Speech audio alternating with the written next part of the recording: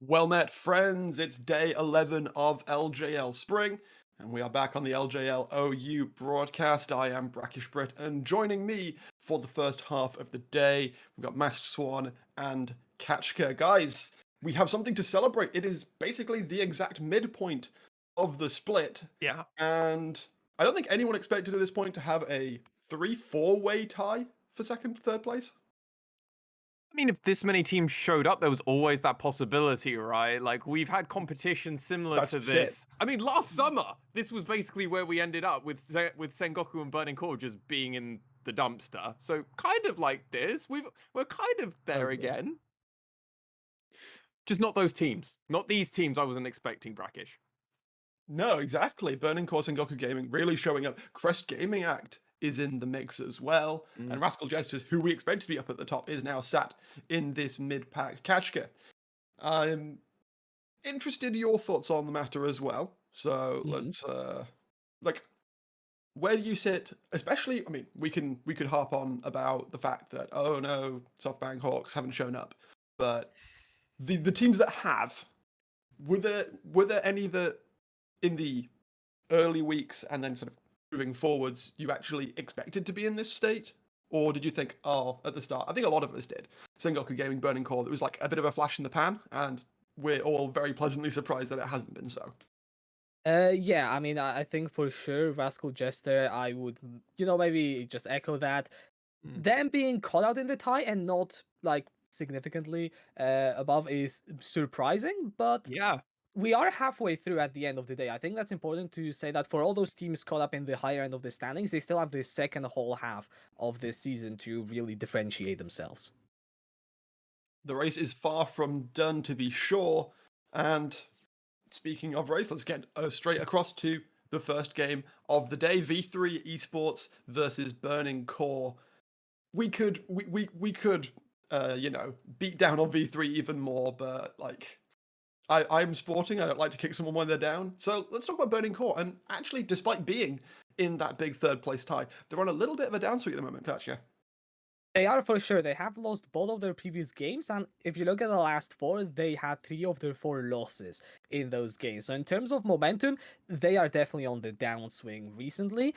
But to be fair, two of those losses in the three were against DFM, the other one against Crest Gaming Act, so not the most egregious standings wise, but they have lost a lot, they have been beaten down, and yeah, now is their chance to bounce back.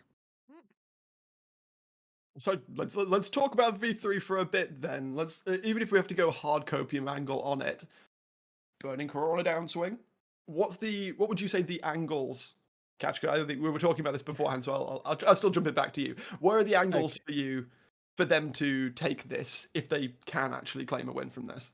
Right, I think for V3, the role that looked, well, let's be the honest, the least bad, or the one that I could play around Least is bad. probably Unica and Dresscode are the two people I'm looking at, right? Dresscode has had some carry performances. Unica was able to facilitate some early games, not necessarily, all the way, but that is the lane I'm looking at. And Burning Core, they are playing weak side bot, so if we are going V3 Copium, I think that's where I'm looking. I'm interested to get your positioning towards mid lane as well, because I was trying to do a narrative angle of, midpoint of this bit. Let's talk about mid as much as possible, but it didn't really stick. Lexi, Mm. where do we sit on? I've heard multiple pronunciations. Is it Yu-Gi-Oh? Eogeo? I've heard both, Yeah, I go and always Yu-Gi-Oh. that's that. He's against Dice today. Mm-hmm. Dice has not been the sort of standout carry for the side of Burning Core, but he's been a solid role player regardless. Yeah, unlike Jet of Sengoku Gaming, who was very much became a No. second form of insurance policy for them, Burning Core don't really have a second form of insurance policy, or if it is, I would argue that it's far more on Reifaki, Flawless, and Yuhi. They are the kind of core, and Dice more offers kind of reassurance during a laning phase and a perfectly serviceable mid lane mage player. Now, that doesn't mean he doesn't necessarily get a lot of like solo kills. He's got, I believe, one so far, which is out of 10 games, one solo kill in the mid lane. I'm very content with that. They're perfectly serviceable. He's got to smash Yu-Gi-Oh! Like, There's no if and way or buts No. about it. Like, he is going to smash Yu-Gi-Oh, and it's not going to be close. I'm expecting there to be probably like a 30 CS lead at about 15 minutes, 14-minute mark, and Yu-Gi-Oh to probably have not had much opportunity to leave the lane. Unless he finds a global ultimate champion, then I will flip it back over, and I think Yu-Gi-Oh could have a chance. He is a student of Ace, the former mid laner of V3 Esports, who was a fantastic like mid lane mage where he would play all around the map, playing a lot of Twisted Fate. Galio was his special pick, and Yu-Gi-Oh we do know does play it. So that's the only way I can see this match going. The hopium is global ultimates, and then maybe he can do something. Otherwise, I think Dice might just solo kill him. I really wanted to make a joke there about cutting him to bits, but perhaps that would be in I mean, maybe in poor Gwen. taste. Maybe Gwen. Yeah, snip him to bits. Well, I feel like it'd be brave to see a Gwen mid. Then again, she Wait, is Dice still could do it super versus busted. Yu-Gi-Oh. If we're gonna see it, this is the match. Oh, okay. Well, thank you for putting it into perspective at least. Oh, absolutely, mate. Spade's a spade sometimes. True, true. And speaking of 12-4 in general, Gwen did see a hit, Thankfully. losing a little bit of attack range on the skip and slash, which is something. It's not going to suddenly mystically take her out of the meta, I don't think, but something to be noted. Something to be noted. She's still very, very strong. Quite as like overbearingly overpowered as previously. Same as the Graves, we still see him picked a lot. Not quite as good with the whole break because it saw a nerf last patch. Yeah, I mean, Hullbreaker in general just shouldn't be played as much, but it's going to be relative because let's be real. Yeah. LJL as a region do not do global adaptation very well. We were on Narenekton years after that meta had gone just because of Ebby himself. So, I mean, we also had the local meta, if anyone that wasn't here last year, the LJL had a hypercarry bot lane meta just all of summer. Like, that was what we did. So, playing a bit of our own meta is something we're seeing, and I think that's already something we're beginning to see, Brackish, in general, that we have this slow adaptation, and then when we do have adaptation, we fully commit with our top laners. Everyone goes Hullbreaker. Kashka, I think that was one of the days we cast, remember, where every top laner went except for one, because... Oh, what was the champion? It was something like a hardcore split push build. Oh, no. Oh, I can't remember. No, I think You know what I'm talking about? It was like an AP bullshit top lane. Oh, that's what it was. It was Smite top bullshit. Oh yeah, oh that, yeah. There we go, Brackish. I don't know what's going on in this region, mate. Speaking of global adoption, that was something that didn't really happen too much in the LJL, the Smite top. It happened a bit. We saw Yellow Yoshi do a lot of it, but a lot of the other teams didn't really feel like it was that good. And I mean, the results do kind of speak to that, but yeah, the Hullbreaker has definitely been fully embraced in the LJL, and yeah. I mean, the nerf was only to range champions, so it only really hits Gnar, specifically Mini Gnar, and Graves, so most people still building it. And I can imagine that it will continue that way for a while. We are going to throw it over towards Pick and Ban, though. Get us started with game one of the day. Kashka, Mask One, take it away. All right, let's go and see what the teams are brewing for us in this draft. And right, that is a lot of bans towards the mid lane from Burning Core. My God, it's like I talked about global ultimates in the pregame, and then two of them, Galio included. Remember, who like no one picks Kashka. Let's be real here, my dude. Like, oh my God, the Zeri just picked up like 80 carry changed over. Obviously, Caitlyn isn't high priority anymore. We're playing on a 12.4, but like, whoa, these are bursting out. Huge conversation point, obviously, though. Jinx, Aphelios, ranged, controls the meta. I mean, if you're Burning Core, you got the quote-unquote destructive meta pick, but outside of that, V3 got to be pretty happy with this. They got the Hecarim. We're going to see an Udyr? I hope not, Kashka. I mean, I hope not as well. But I mean, Hecarim Jinx is the first rotation. I like it for V3 especially. That if you look at where they look strong, they're really solid meta pick for both Unica and Dresscode. Now though, Trundle is going to be the response from Burning Core.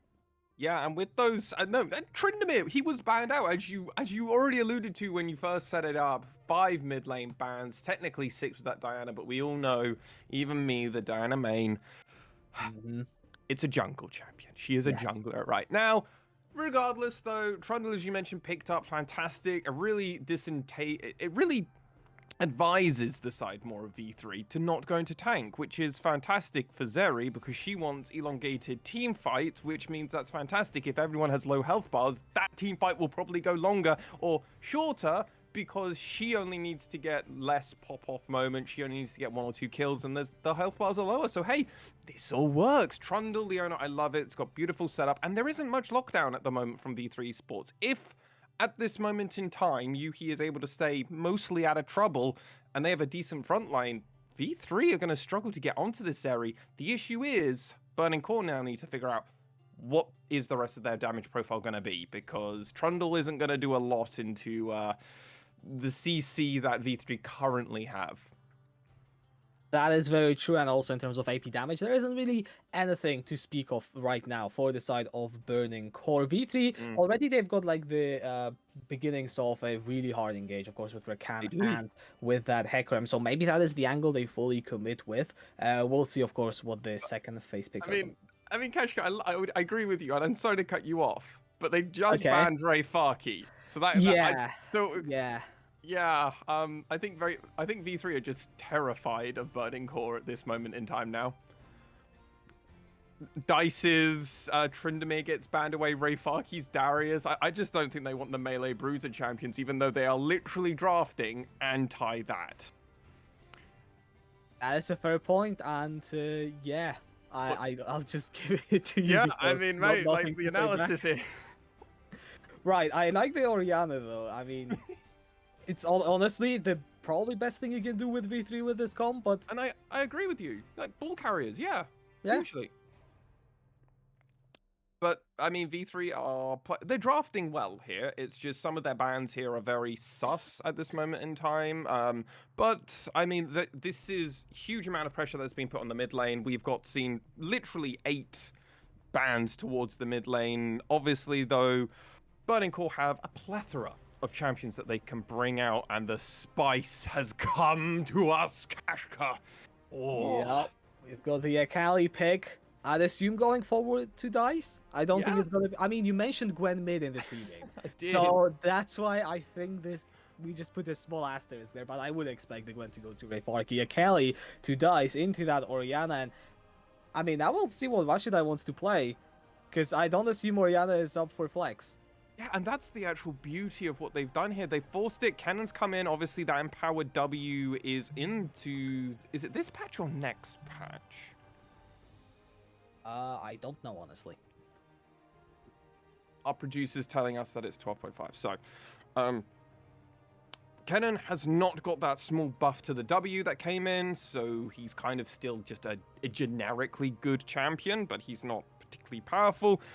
I like the idea and the optics that Burning Core went with this draft. They offered a lot of flex. It kind of forced Washide into a range matchup, because if he doesn't have range, what are you going to do against either Akali or Gwen, depending on the flex that they want to do? And I have to imagine we know Ray Farkey plays both these champions. I have to imagine DICE plays both of them as well. So just versatility, really. I'm actually a big fan of the draft, Kashka, from the perspective of V3 Esports. No, Burning Core. Not from V3. Not from V3.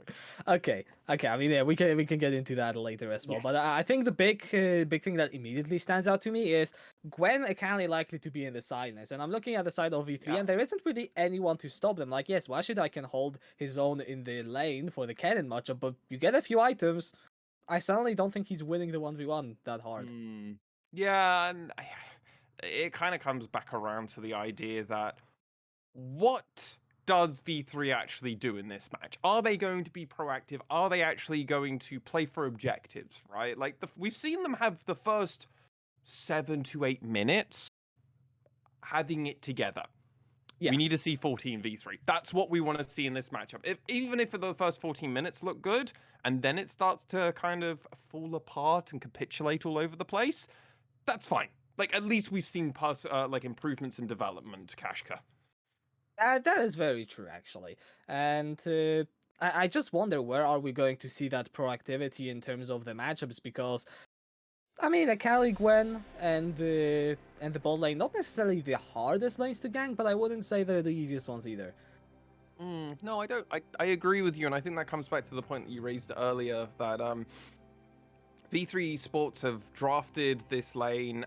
Who are they actually going to be able to respond with when it comes to the split pushing scenario that Burning Core are inevitably going to be doing in this game? And ultimately, I think it just falls on, hopefully, Yu-Gi-Oh! And Washide, as you kind of alluded to, wave clearing as best they can. I mean, Oriana's perfectly fine at doing that, but it's not great. Like, the ball has to get in range, and there are certain champions on the side of Burning Core who, if they needed to, they could very easily throw a pillar down and just randomly come out of a bush, and suddenly you're dead.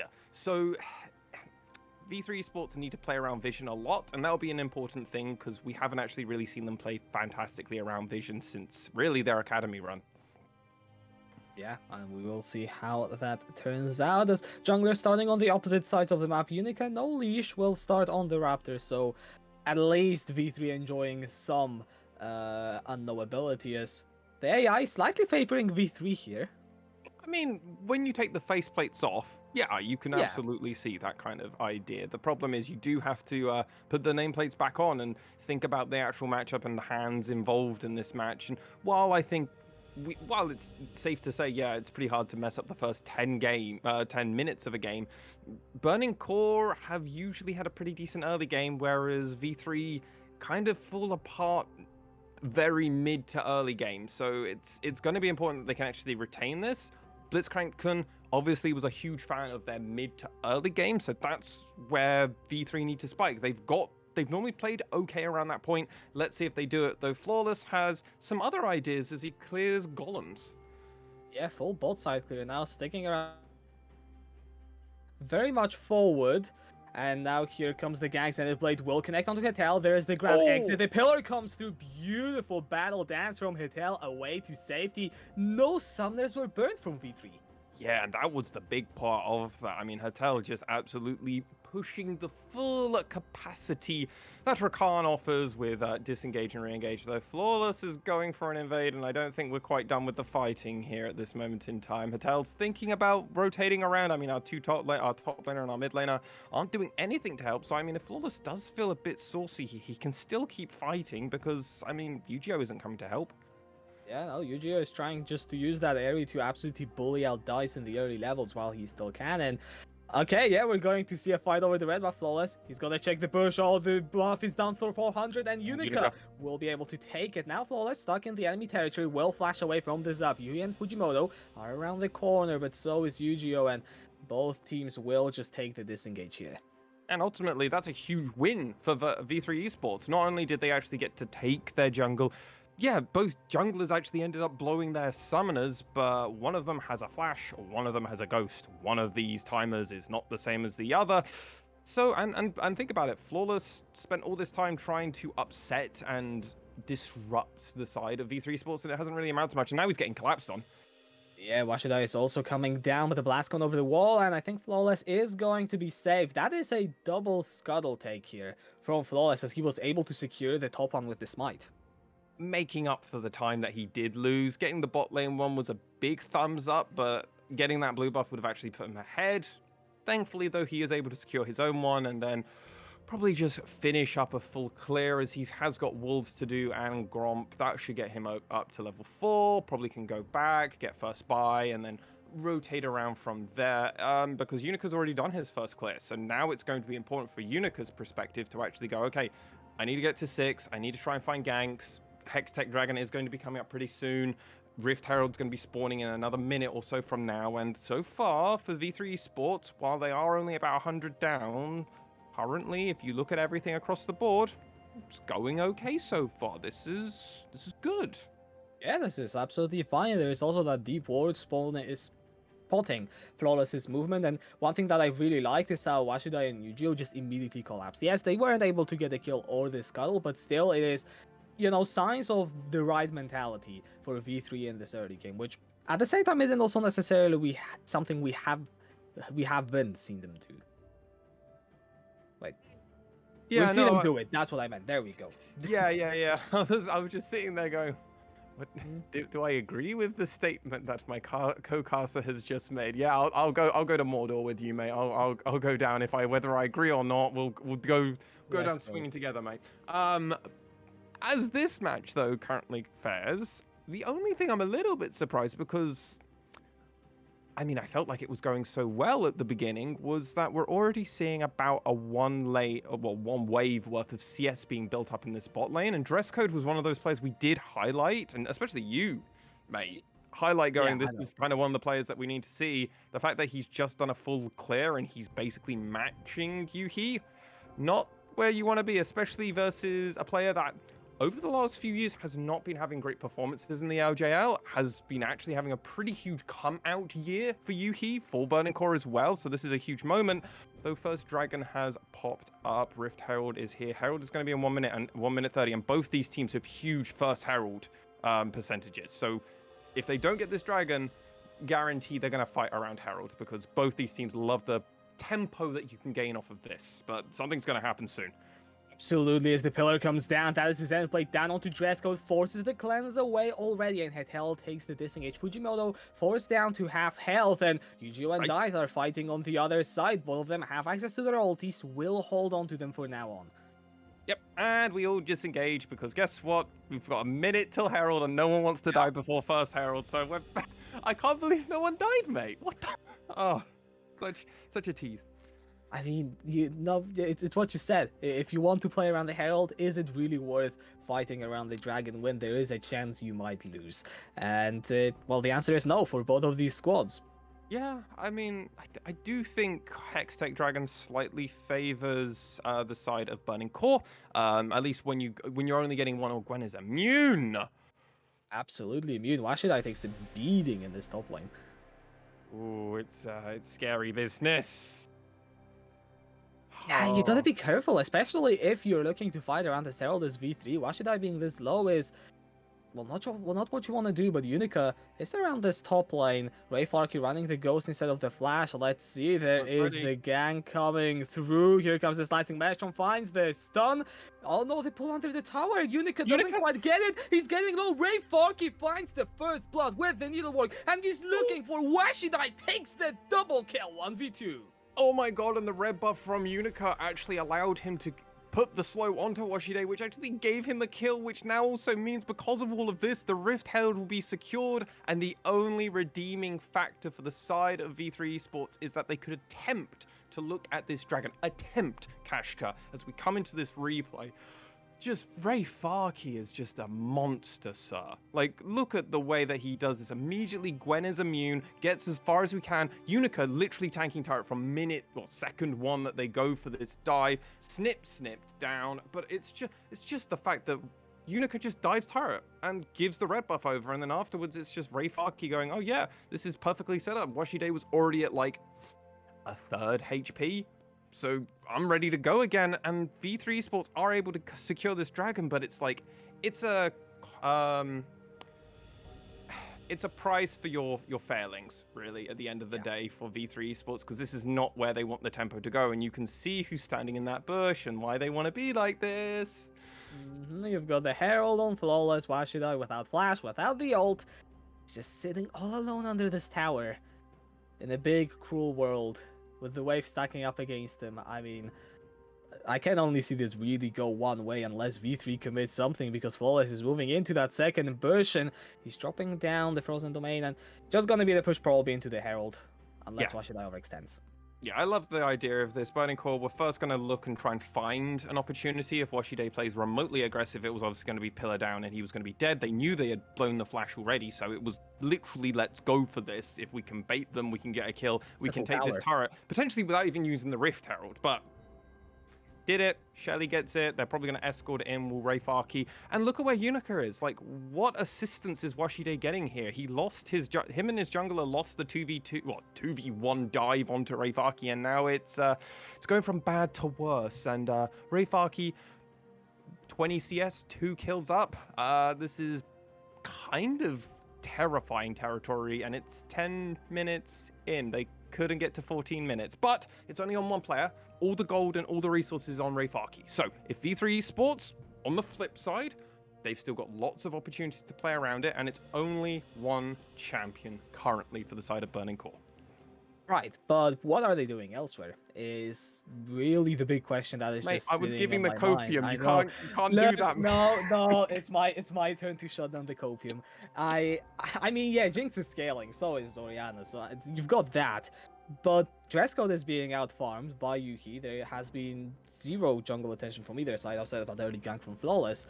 Yep. So, yeah, you can play around with Rayfarki, but are you going to V3? Well, they at least played the Hatel though.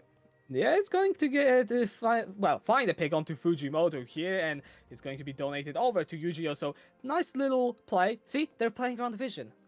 Finally, that's all we wanted. That's all we ever wanted. But it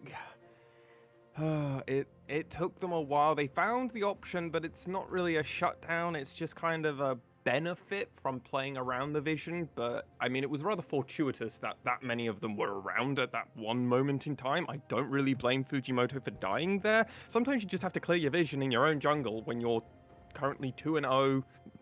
And you should have some form of control around your bot side. But I mean, hey, Flawless is just going to keep playing around Rayfaki. Yeah, and Watchday is gonna pop that slicing Maelstrom, gets some damage down, and nowhere near enough. Does force the flash away from Flawless, but that's a consolation prize. Let's see the rocket. Is it gonna hit? And, well, it does hit. Oh my god, on the wrong target though. Oh, Unfortunate terrifying. is what we call it. I mean, unfortunate for dress code, fortuitous for Flawless. I mean, it depends on the perspective, really. Yeah, it's the relativity of fortunaty. But that's an outer base turret. That's huge. That's a second tier one as well. The amount of gold that Rayfaki and Flawless have secured through just farming top lane, really, because that's what they're doing. And the fact that the reaction from V3 Esports is, it's okay, lads. We'll just keep farming. We'll just keep playing laning phase. That's not where you need to be, V3 Esports. You need to be giving your Kennen, who is going to be probably one of your big team fighters, finding those flanks and everything out, into a spot where where they could be bursted before they can even do anything. And I love the idea that V3 or Esports are like, okay, we're going to try and split the map. You're splitting the map with the bot side, with all this vision that you've placed, but the problem is you're not defending that vision, you're not brute forcing it, and Flawless is able to just kind of come in with a sweeping lens and just clear it all out. So what did you actually benefit? Because the dragon's coming up in a minute and you didn't protect your vision.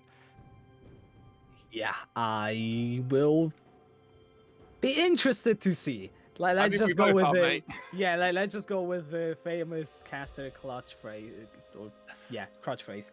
Now, mythics have been picked up. On both sides, so not really everyone but Gwen. Straight advantage. That is true. Everyone but Gwen, and technically also dies, but I don't know if they have any intention to recall anytime soon. So you've got a Luden on Yu-Gi-Oh! A Shockwave is going to deal a non-insignificant amount of damage if that does land. Gwen just picking that up. I wonder if Washide on this cannon will actually be able to secure one. I mean, I don't even think they've had enough gold, though. Both our top laners do have now empowered teleports, so they can rotate around for these dragons because the first dragon was taken a bit lower. So one of them is going to be able to come in. Washide teleport. Yeah, the double charm, and there is the first kill. Dress code is excited. Fujimoto has to flash over the wall, but now Burning Core are here to respond in force. V3 though, already 2 kills, and there's the double shock. Rayfarki is indeed immune, dies, and Rayfarki now looking for V3 as they are trying to disengage through their own jungle. The slow coming in from Yuki, but he is very low. The dragon working for V3. They find 2 kills. The health bars are low on Burning Core, and they will be able to secure this Infernal Drake. Yeah, they're hugely well played by the side of V3. Just knowing that their damage, that their numbers just were there. That the fact that V3 had found something and they were like, we're just going to go, go, go, go, go. And I mean, it's very obvious if you're looking at it from V3's perspective. Let's just play the damage number game. Count your opponents here. We have more of us than you. And a fantastic engage just nullifies. And the fact is, like, what can the side of Burning Core do in this scenario when so much CC is just thrown onto 1 or 2 targets where they couldn't really do much because the actual engage and damage profiles weren't there. That was their front line. That was not the burn. That was not the damage. V3 Esports take out a huge win, secure the dragon. this is looking positive.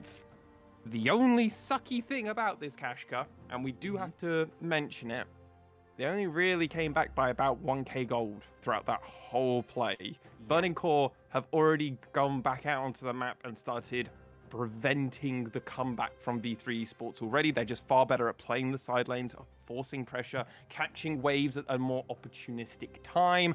They've got the turrets, whereas what have V3 got currently? They've had a few kills and a few dragons. That is not how you win a match of League of Legends. You could have all the deaths, but if you destroy the Nexus, you win this game.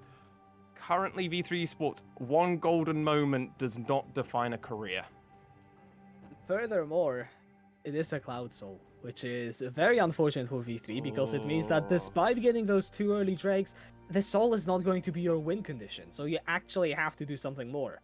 Yeah, and they're not playing things like Ari, right, where they actually kind of benefit from the side of playing it. Hilariously, I would actually argue Burning Core are playing the team comp that would much prefer a Cloud Drake. They do have Rakan. Rakan does benefit from the Cloud Soul, so I mean that's something that helps. And Hecarim is rather happy with Cloud Souls. It does give him a huge speed boost, so I mean there are benefits to it. It's just not kind of the game-breaking ones for other champions, as well as obviously other souls, which can truly flip the script on how the gameplay should be going as the gold per player is coming in. And yeah, there are some parts of this map which are more even. There are other parts of this map which just remotely aren't, and that's obviously onto the top side where so much pressure has been placed by Burning Core so far. Yeah, I think absolutely no surprises here in terms of the gold distribution as Washidai is going to gank by Flawless. The Chomp comes down, Flash forced away, and Flawless is gonna be happy. The only thing he needs to do is camp the silence, burn the flash, return within 5 minutes, and yeah, drop the Herald optional. And what's great about this, which isn't going to be highlighted here, but I mean, what's important to know is that dragon fight that will be coming up in probably a few minutes from now. Washide won't have their flash. They will have their TP, because they TP'd into the previous dragon fight. They won't have the flash, which means they can't really afford to play around the next dragon fight, so they're going to kind of have to just accept the unfortunate scenario. I would have liked Flawless to have escorted Shirley there to make sure they actually do get the crash on the turret. A little bit disappointing that she gets killed before that. Could have played slightly better. You don't have to take the golem immediately. You can just rotate around later and take it Flawless. But hey, I mean, they clearly want to fight in this mid lane because so much poising and positioning keeps happening. Yeah, I mean, both tier 1s are still up and available for both of these teams. That is, you know, a massive objective if you're looking for any sort of jungle control. And talking about that, an unsuccessful attempt from Burning Core to steal the red buff dice instead is going to help himself to a single small raptor. And oh no, the sharks are in the water for Washidai. More than that, Troll King. It's coming, and the teleport immediately channeled by Yu-Gi-Oh! And that actually saves Washidai, but you are trading your teleport for it. The shockwave will come out, and Flawless, now very much out of position, is going to go down. Washidai takes the kill. The rocket flying by just for some good measure. It's going to be interesting to see if Burning Core or if V3 Esports are able to gain anything else after that kill. There is going to be the Cloud Drake to at least consider playing around at this moment in time, but I mean, it's still 40 seconds. Flawless should still be up in time and to be able to get our back out on this map. It's going to just be important to see, but a huge mythic that did just come in is going to be that Hextech rocket belt for Kennen. So Washide is going to be able to position slightly better, and I like the idea from Burning Core, but you kind of need to have an extra damage numbers, especially if teleports are going to be committed for plays like this. You need to have people backing you up. Problem is they don't have that, and I almost wonder if potentially the reason obviously he goes around that is because he doesn't want to be stunned, but yeah, Yu-Gi-Oh comes around, just gets ulted, and then at that moment in time he's just never going to get out. But we are going straight into the fight around this dragon. Here comes the quickness with the onslaught of shadows, but it doesn't really connect onto that many people. Dice now dashing into the backline, pops into the shroud, and Washide will drop the slicing maelstrom, forces Dice to get away. Yu-Gi-Oh still positioning over the wall. That shockwave has just come up right now. A lot of ultimates committed. Really, we're only looking at that shockwave and subjugate available together with the rocket, and neither team is getting an upper hand around this dragon. currently not, but it takes just one of these two things, and you've always got engaged when you've got a Leona with a Zenith Blade and some health. Fujimoto is a terror for the side of V3 Esports, especially now that a lot of their big cooldowns are off. And Unica, he's completely out of position at this moment in time, and Burning Core know it. Yeah, they are just trying to make sure that V3 can start this dragon. Unica staying on the side, waiting for an opportune moment to go in. The ward spots Ray Farkey. However, that is a Gwen. She is indeed immune from time to time. And there goes Unica. Here comes the Zenith play, though, from Fujimoto on the backside. But the fight is split. The Shockwave whiffs. And Eugene on the front side is going to get tagged by the Assassin's Mark. However, Ray Farkey going down. It's a 1-for-1. Top lane for mid. But Dice is still alive, still got that perfect execution, and now Unica going forward is going to drop to half health. Here comes Fujimoto into the back side of the fight, but dress code has been extended. Oh, Dice, you beauty! 2 kills! It's going to be a disaster for V3 as they get eviscerated at the Dragon. God, that just feels like you watch a master play a symphony in front of you and you just stand up and you want to clap because that was beautiful to watch. I feel so unfortunate and bad for the side of V3 Esports because they actually played that fight really well. The issue is when they had the numbers advantage, when they had that 5v4, like right now as we come in, Dice was running through. If you watch your minimap, ladies and gentlemen, he's running. Look at all this time V3 Esports, and we know they had about 15-20 seconds where they could have gone in, they didn't, and then the moment that they did go for it, when Fujimoto did that Zenith play forward, it baited the side of V3 Sports to go further in. Dice was able to jump over the wall and get that. Yes, they do trade that. However, the moment they don't realize is the amount of damage that Dice is able to put out. They put so much into the front line of Burning Core that V3 Sports just don't have much to get out, and Dice is just able to clean this whole fight up, and he wasn't there at the beginning as we came into that replay. That's the mental part. Huge congrats to Burning Core. They knew how to fend off weight, and well, the 5k gold lead is theirs to really go with whatever they want to, and a Cloud Soul as well. Oh, Cloud Dragon, not Soul. We're very far away from that. My apologies. Absolutely, it's going to be a while before that becomes the reality, but now Hetel will have to just jump over this. Oh no, the pill. Okay, never mind. Yeah, I forgot the battle dance has 2 charges. I mean, yeah, but he needed it there, right? Like, Hetel is very much had to use a lot of this, and I've been really impressed with his Rakan so far. But at the same time, I kind of look at it and go, I've been impressed, but if you weren't on a champion like Rakan, you probably would have died about 3 times by now. Yeah. So it's kind of a, are you very good at your limits, or are you just playing a champion that benefits from your own naivete of competitive play? Because that is a real thing, right? Like, you see a lot of rookies coming in, they don't always perform fantastically in their first year, and they improve and they get better over time, right? So, I mean, hey, if you can play a champion like Rakan, it kind of pulls you out of those situations. More power to them. They've had great battle dances, especially as well this game so far. Absolutely, and now Burning Core are looking to actually take this mid lane tier 1, but I think we are going to see a bit of a fight. Unica attempting to cut the wave, but that is going to be Yuhi taking the tier 1. A lot of positioning for that tower, but hey, Burning Core managed to find it, so props to them. Oh, huge props to them. You could see V3 Esports going, no, we're going to initiate onto Yuhi, and then immediately the call was, nope. Do not do that because we might lose everybody. But now V3 Esports are going to try and brute force their way, and they just got brute force, so they're going to do it back. Flawless is on the back. And the Shockwave is going to connect onto Yuhi. That is so much damage! And the Yuji will be able to find the kill. Teleports being channeled in from everyone. 2 kills for V3, but Dice and Ray Farkey are on the flanks. Can they find a way in? It is a 3v5, so Burning Core are being cautious. What is this game from Burning Core? I'm sorry, Kashka, but this is horrendous and fantastically played by V3 Esports. They collapsed upon when they found one engage, fully committed, and the side of V3 Esports just kind of shrugged their shoulders and gave up on the play. They could have kept split pushing, right? That was absolutely an option for them to decide to do that. They decided against it. They tried to engage onto them, but they didn't find a great moment. But Hetel is here, and Battle Dance is away because this is Rakan. This is like the 4th time that he's done this. And the side of V3 Esports just kind of go, okay, well, we got some shutdown. We've got some gold on us.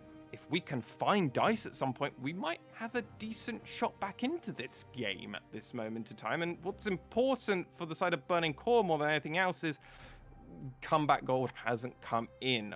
So bounties aren't out there outside of really the one bounty that's on Dice. So V3 Esports haven't got as much of an easy time to come back into this game as maybe other times that they've played games in the LJL so far. Yeah, I agree. And dress code now sitting on that last whisper as well. So those kills are starting to put the Jinx slowly but Yeah. surely into the relevant territory. I think that's important to say. But also Yu-Gi-Oh with the shockwaves. Okay, the one that was with the dragon, got overlooked that for a moment. But proactively using them to secure picks for V3, I've been pretty impressed so far. I mean, it was more Yuhi's disrespect. That's true, but I mean, yeah. Like Yu-Gi-Oh played it very quick and very fast, absolutely. But at the same time, Yuhi didn't respect it, and they were able to collapse onto that play. They were able to do it. He was like, he won't ult me under my turret. Yeah, he will. Even if you've got your Leona next to you, because he's got 4 other people next to him, so he can go for it. This dragon's coming up in 10 seconds, and you can see which one of these two teams is feeling a bit more confident, and it's kind of trying to control the dragon as opposed to the other who is reacting to this. Washide is not finding a flank, though, so they're going to just be doing a rather flat 5v5, and Rayfarki, you can see, is already looking for that flank with Dice doing the same thing. Washide is going to find him in as well. Just some scuffles on the front side, and Rayfarki taking a big chunk of damage. Keep your eyes on Dice as well. You have to feel this Akali after the last fight. Can't just clean up V3, and they know that as well. But Washidai has got Flash, has got that slicing of Elsham. We can see Burning Core turning towards this cannon. The Dragon resets down to 3,000. Into the pit it goes. 3.5k is going to be the HP. It goes back up to, and oh my god, I can't take this standoff. The Dragon is going to get poked down a bit again. Dice is on the ward. V3, no, he's there. The Dragon going down. It is going to be secured by Unica. Now V3 are on the way back. Double shockwave into the backside, but it doesn't hit any priority targets. And Washington has to disengage with the slicing mesh from Yuki. Now running forward with the movement speed. Picks up the double. He is just zooming across. Leaps over the wall. Finds the triple kill onto Dresco. Looking for even more flawless with the pillar over that wall as well. And Burning Core might have lost the Dragon, but they win the fight. They take 3 kills, and all of them go to Yuhi. Oh, they absolutely hugely win that fight, and it's going to be what they're able to secure after this, because, oh my god, Yu-Gi-Oh! Just die! Dice, you're disgusting! Hatel, run for your mother, because Zaya's not coming for you, because Akali's already got you. Oh my god, Dice, you are having like an MVP caliber performance, and we were like, oh yeah, Dice is perfectly fine. He might not like completely gap Yu-Gi-Oh! Nah, we got that wrong, Kashka, well and truly. Yeah. And I mean, coming into the replay for this fight, this was just such a long time coming, but I like V3 just weren't able to connect with their engage before the Dragon, and by the time it fell down, they just had no choice but to run. Yeah, I mean, this is, oh my god, 62, so it was such a close one. It was smite for smite, slightly outdone by the side, but I mean, the collapse, that's what you mentioned, right? It was the collapse from the side of Burning Core, and the fact is they had to use, V3 had to use all their engage to disengage, which is just not what they need to be. The fact is, Hatel still had the grand entrance and used it to escape there, as opposed to potentially using it in an alternative way to potentially benefit his team. Weren't able to do it, and I mean, Dice just cleans up as we already know, but wow. The only saving grace, and it's weird to say this, is, oh, I mean, they can maybe get a Cloud Soul, but we've already mentioned that, haven't we, Kashka? It's not going to do much for the side of V3 Esports as opposed to really other dragons. Absolutely, and now with Burning Core having control over this top side of the map, they will be looking at this Baron. 8,000 is the gold lead, and if you look down the items, it's only kind of even in mid lane, but then Dice has 10 stacks on the Magi, so how even is that? Probably not a lot. I mean, remember, a stacked Magi's on a level 16 Akali is an incredibly gold efficient item. This is maybe worst case scenario for V3 Esports when you consider everything, because they're now just brute forcing the Baron, and now they're just forcing him to come through without Vision really being on their thing. And you know who loves to play around Vision? Oh, that's Akali! Absolutely, and Dresco is going to be the target, destroyed by Dice, who's trying to flip back. will go golden with the Zhonya's, buying some time for the rest of Burning Core to try and save him, and they will. The Locket coming in with the shield, but Dice gets away with murder in broad daylight.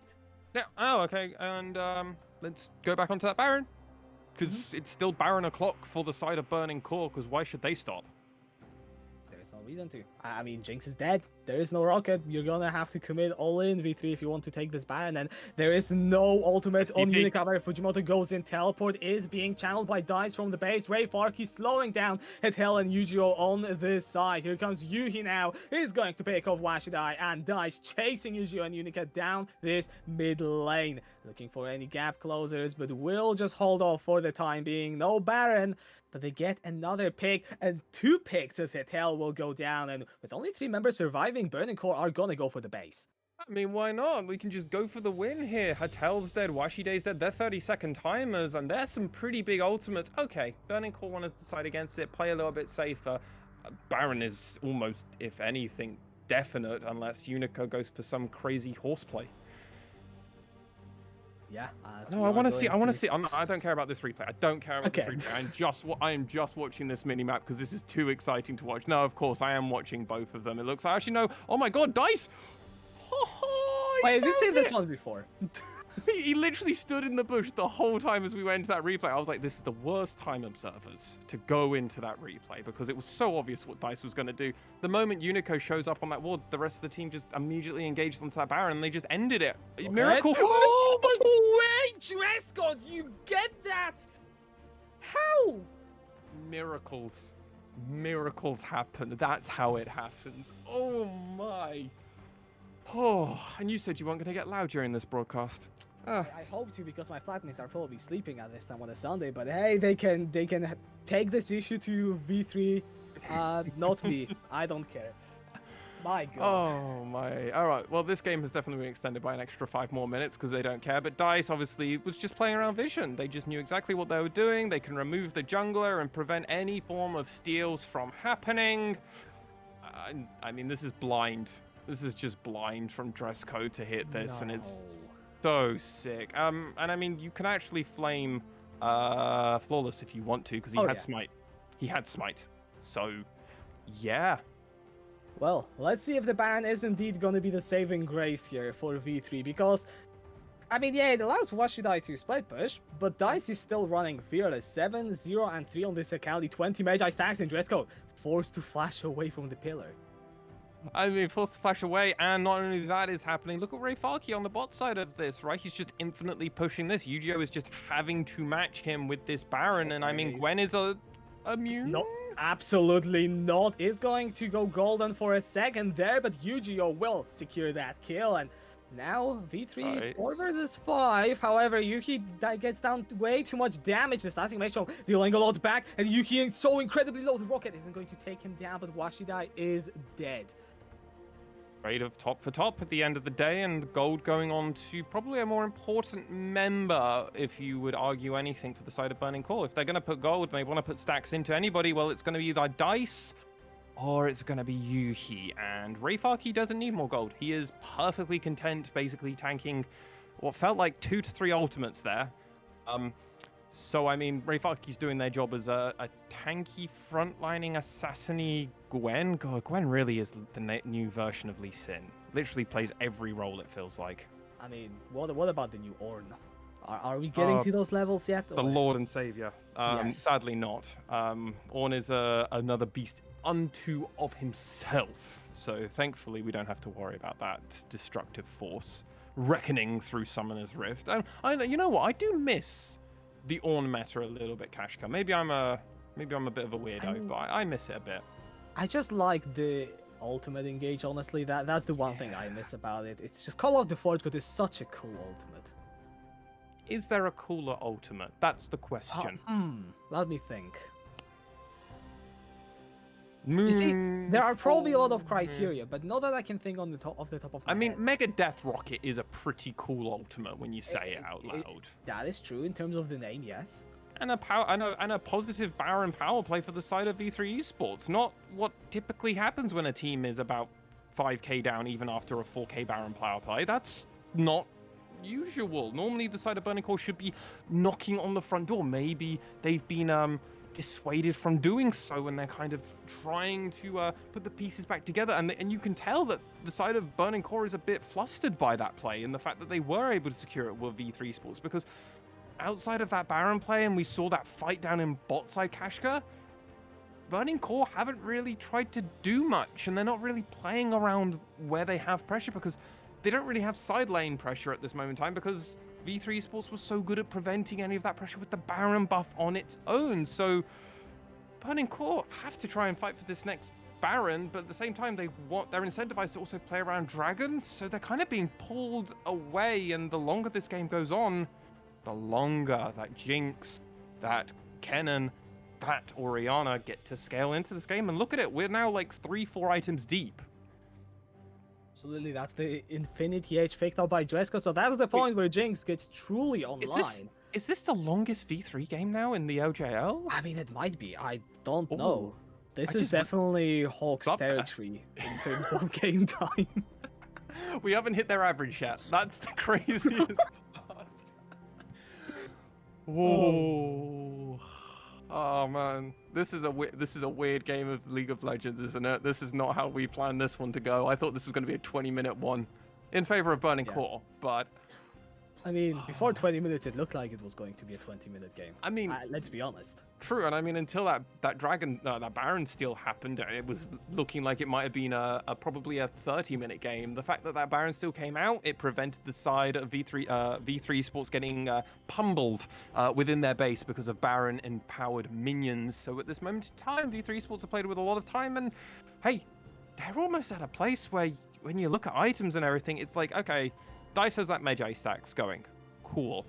Outside of that, it's like, okay, Dice has Magi, but then Yu-Gi-Oh! Is a stopwatch, so that's kind of where they're swapping there. So it's like a lot of things now at this moment in time. It's like, it's very small micro advantages. I mean, if you look at the 280 carries, both on 4 items, just one of them has a stopwatch, and it's going to be important to see if Yuhi can benefit from that stopwatch, or if Dress Code hitting so late game, also having that flash coming back up very soon, which is going to matter more. Dragon is going to be up though in 5 seconds, and Burning Core are prepared for it. V3 Esports not even attempting to consider a fight. They're all going in for this Baron, I feel. Yeah, I mean, at this point, giving the soul point to Burning Core isn't really that big of a deal.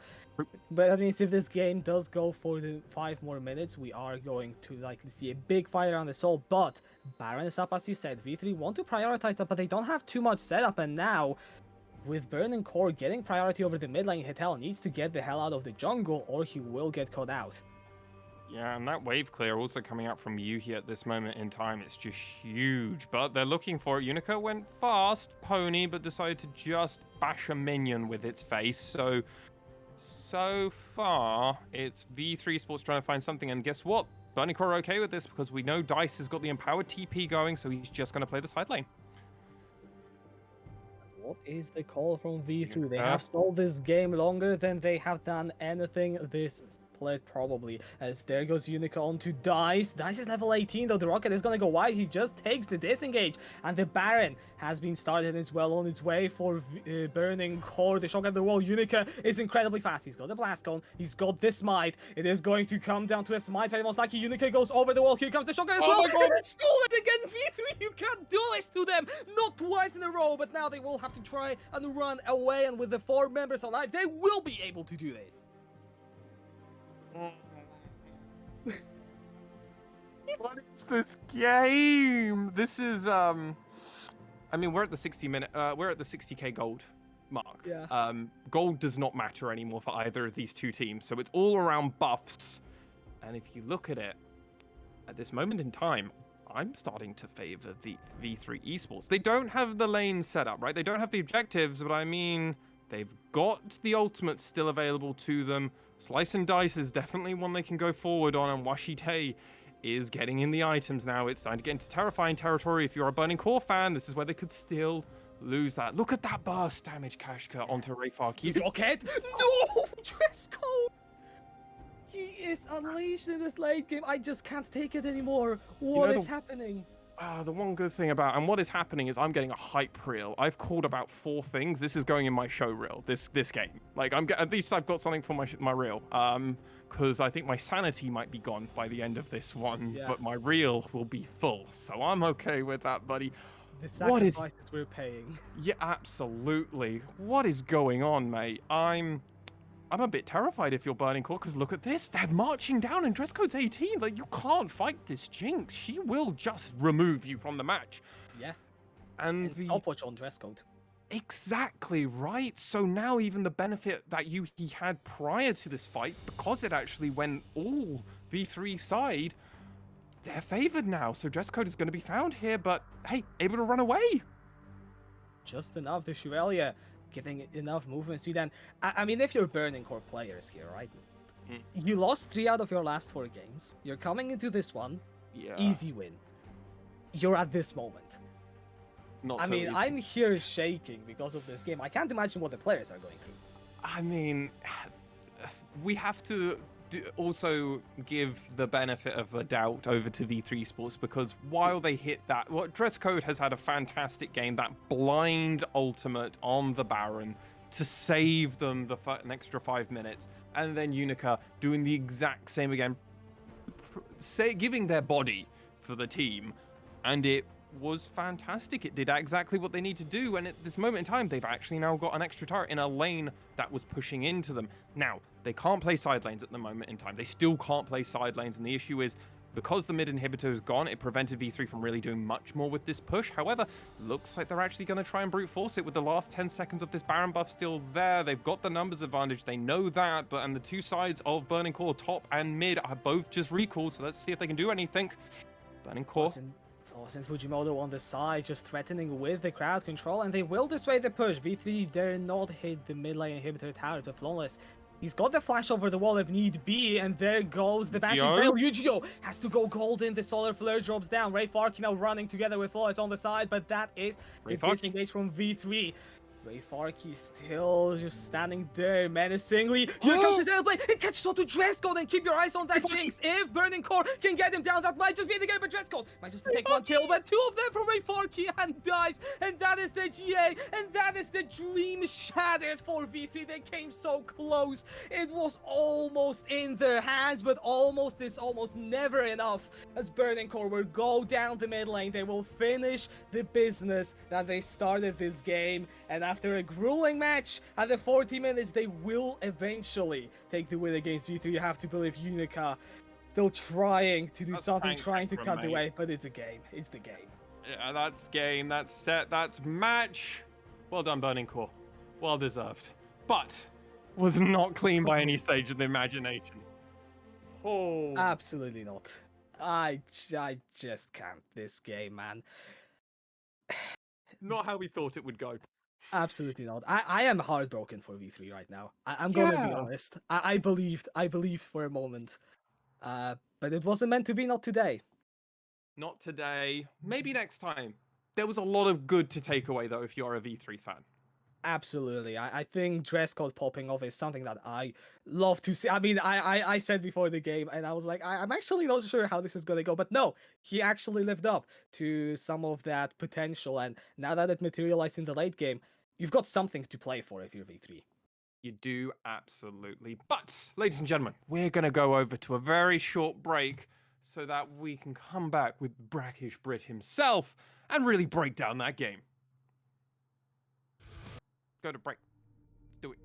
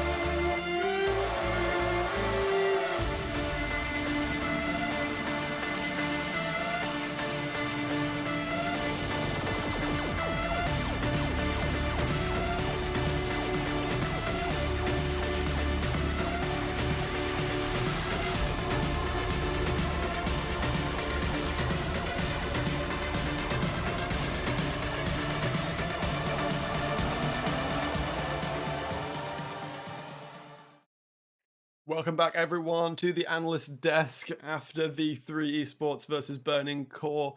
And credit to V3, they did not just fall over this time. The game went past 40 minutes. It was looking kind of good. Baron steals, dress code with amazing Super Mega Death Rockets, but it just wasn't to be, Lexi. Several mega death rockets that were fantastic. That kill onto Ray Farking when he was in Gwen form. I mean, the fact that it also came from Jinx. But let's be real, we've got to come into this replay because this is where it all started for the side of Burning Core, where it all went so well and so beautiful for them.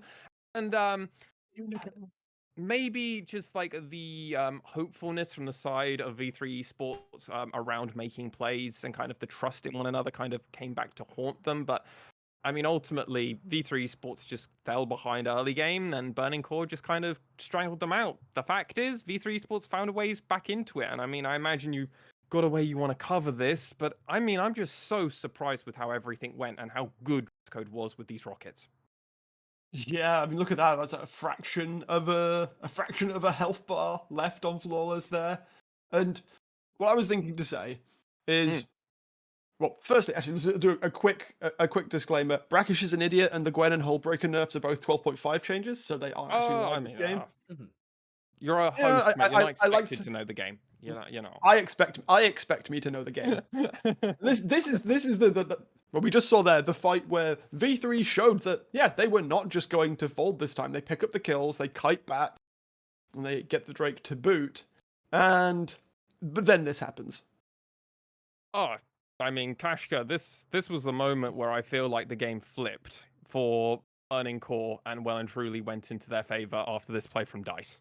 Oh, I mean, no. absolutely. It just, like, man destroyed V3's hopes there, and I mean, they somehow held on, so props to them. But yeah, this is, like, you show me this clip, you say the game ended 3 minutes later, if it did, and, you know the entire story, basically. If it did.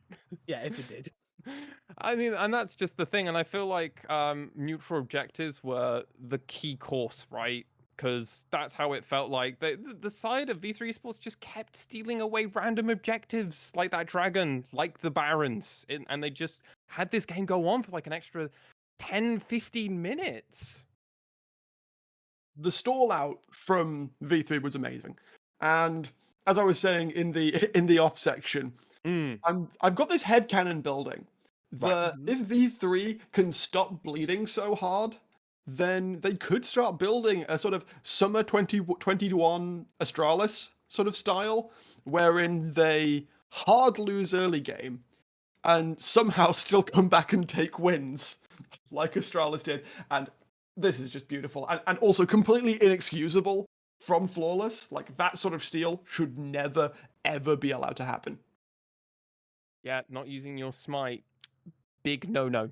Big no-no. But I mean, hey, this is the Baron, which is truly amazing. And I mean, let's be real, that's not like Burning Core really playing around the fact that Unica can jump over. They just pop the Baron and then they just outsmite Flawless. And I mean, if anything, Unica can at least look away from the end of this game and go, I outsmited Flawless pretty consistently that game. I think I'm all right at this smiting malarkey, and that's all that is a big positive you can take away. Definitely. Yeah, I mean, this fight, that Zenith blade just catches dress code. The one person they needed to hit. Yeah, but that was the point, right? Like that was most of their damage, and it's great. Yeah, Washide can survive, can do stuff, but like it's tank Hecarim, and then when Yu-Gi-Oh gets locked down and he uses his first stopwatch, like what can he do? Nothing is what the answer to that. He's an Oriana, so I mean he can shield himself and then dies. So I mean Dice kind of was, weirdly enough, I mentioned this at the very beginning.